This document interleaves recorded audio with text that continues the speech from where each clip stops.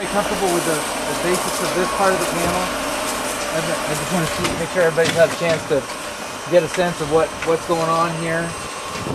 The start buttons, you start your auger first. Hold that button down to get started.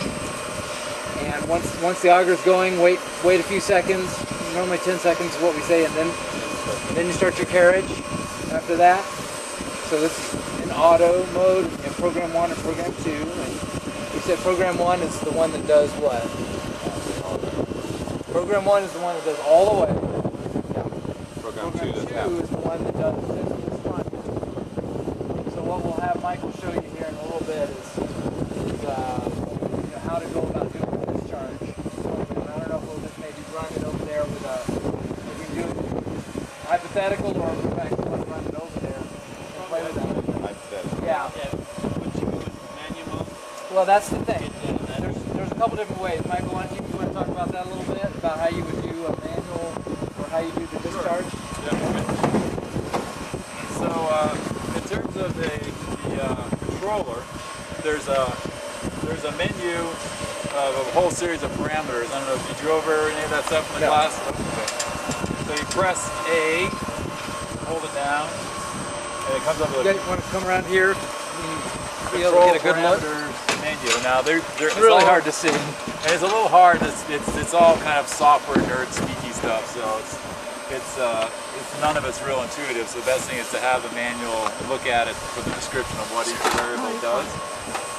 So the end reverse delay is how long it'll stay at this end before it turns around and goes back again. So that's currently set at 10 seconds. If we wanted to increase that. Is that hitting the wall? Yeah. Yeah, we'll have to adjust the proximity switch away now. In order to change that parameter, you hold down the OK button, and then you go up or down.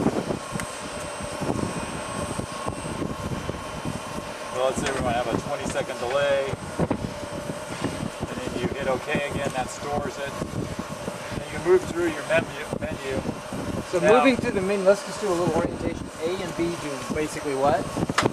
A and B, well, B moves you down. Each button has a different function depending on what menu's up.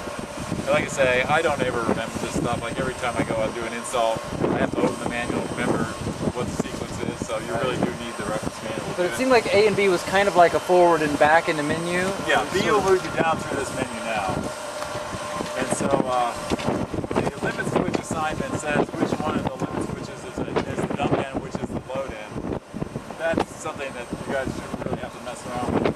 You guys want us to shut that door so we can, you don't have to, it's getting to be pretty intense. Yeah. I don't think we have to let it go. Yeah, we have to have this open.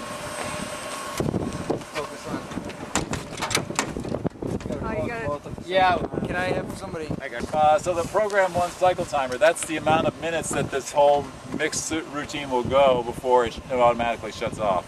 With program 1, it won't shut off until the carriage is returned all the way to the back end limit switch again. That's when it'll shut off. So if it ran for 20 minutes up here and it needed to get, and the timer ran out and went to 0, it would still continue going until it went all the way to the back. So the fault is the auger is stored on the discharge end of the vessel. That's where it ends up when it's done. And so when it's doing its automatic time, you're probably going to want it on program 1 because that'll allow, that takes a long time to do that whole mix cycle. You guys don't want to stand around and watch that happen. So if it happened at 3 in the morning and it took an hour for it to run through a cycle. So anyway, the duration of that cycle is determined with this variable. Right now it's only set to 3 minutes. So we can increase that time to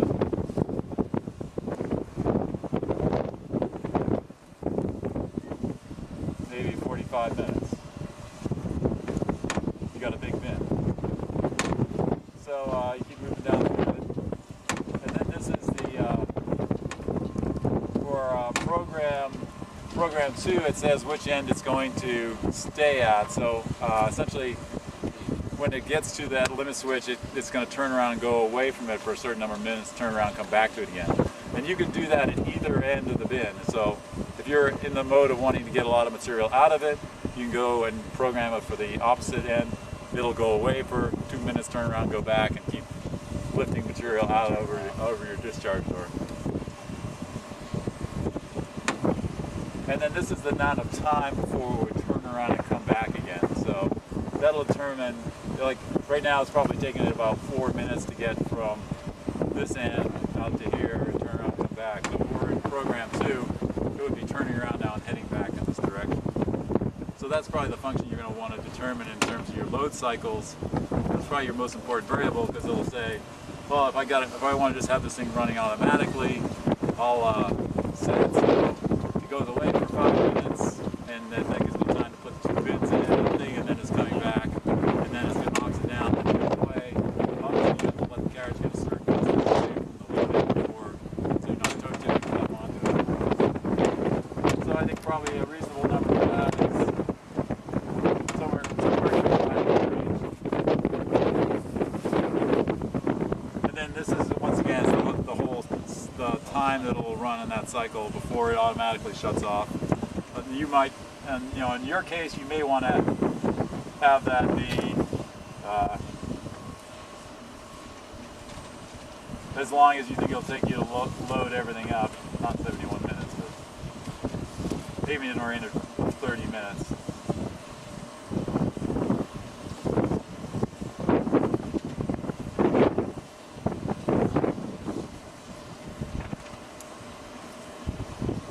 And then this is the auto cycle. So the timer, which just says the hour of the day that'll actually start. Yeah. So right now it's set at 8. So you want to do it. So it's happens early, 3 in the morning, 4 in the morning. So that's the whole list of all the variables. It's military time. So if you wanted to have it come on at 10 o'clock at night, it'd be 20. So Michael, what of those things do you think an operator is going to need to be messing with? That stuff is really hard to. I still don't quite understand how those things work myself in terms of all the variables. What does an operator need to actually do? He's going to need to play with in there, if anything. Yeah.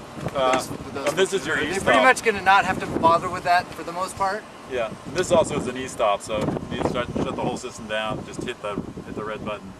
Everything shuts off. No matter which one it is. Either red button. Yeah, either red button.